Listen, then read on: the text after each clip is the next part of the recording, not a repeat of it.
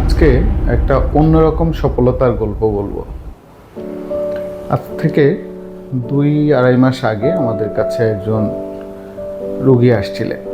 উনি truck accident করেছিলেন। করার পর আমাদের কাছে যখন আনা হলো, সরাসরি আইসিইউতে ভর্তি করা হলো। আমরা গিয়ে দেখলাম যে আসলে ওনার মাথায় এমন কোনো রক্তক্ষরণ নাই যেটা হয় নাই, অর্থাৎ সম্ভাব্য যত রকমের রক্তক্ষরণ একজন মানুষের মাথায় হতে পারে, এক্সট্রাডুরাল সাবডুরাল থেকে শুরু করে সব রকমের রক্তক্ষরণ ওনার মাথায় ছিল।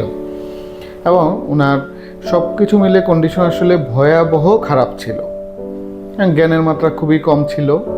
তো আমরা আসলে বলা যায় যে সত্যি বলতে খুব একটা আশাই করছিলাম না যে আসলে আর ভালো কিছু হবে। তো যখন আমরা ওনার আত্মীয় স্বজন, বিশেষ করে ওনার ওয়াইফকে এটার ব্যাপারে কাউন্সেলিং করতে গেলাম, তখন আসলে ওনার ওয়াইফ খুব ডেসপারেট ছিলেন যে স্যার কিছু একটা করেন, আমরা অন্তত চেষ্টা করি যে দেখি কিছু হয় কিনা। তো তারপর আমরা আসলে সব কিছু মিলে কয়েকবার ওনাদের সাথে কথা বলার পর আমরা একটা চেষ্টা করলাম। আমরা তখন যেটা করি এরকম অপারেশনের ক্ষেত্রে, যখন ব্রেনের উপর ভয়াবহ চাপ থাকে, তখন আমরা এই মাথার যে হাড় আছে সেখান থেকে আমরা একটা নির্দিষ্ট অংশ, যে অংশটা চাপ থাকে, সেটা আমরা খুলে রেখে দিই। অনেক সময় আপনারা দেখবেন যে রোগীদের মাথায় এরকম লেখা থাকে যে হাড় নেই, চাপ দিবেন না। এটাকে আমরা ডিকম্প্রেসিভ ক্রেনিয়েক্টমি বলি।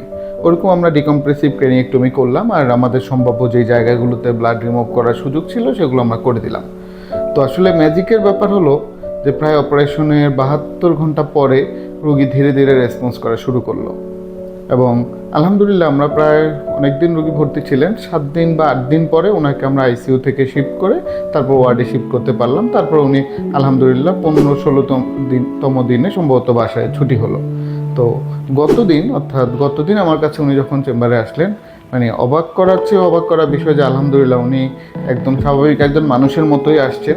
স্বাভাবিক একজন মানুষের যেই ইফোর্ট থাকে সেটা নিয়ে আসছেন এবং আমার সাথে স্বাভাবিকভাবেই কথা বলছিলেন। তো এটা আসলে খুবই অবাক করা ঘটনা। এখনও ওনার যে ওই সময় যে রক্তক্ষরণ হয়েছিল, ওইটার কারণে এখনও ওনার এক পাশ দুর্বল আছে, সেটাও ফিজিওথেরাপি দিয়ে অনেকখানি উন্নতি হচ্ছে। এখন হয়তো আমরা আবার নতুন করে ওনার যে জায়গাটা আমরা হাড়টা খুলে রেখেছিলাম সেটা হাড়টা আবার লাগিয়ে দেওয়ার জন্য অপারেশন করবো, যেটাকে আমরা ক্রেনিওপ্লাস্টি বলি।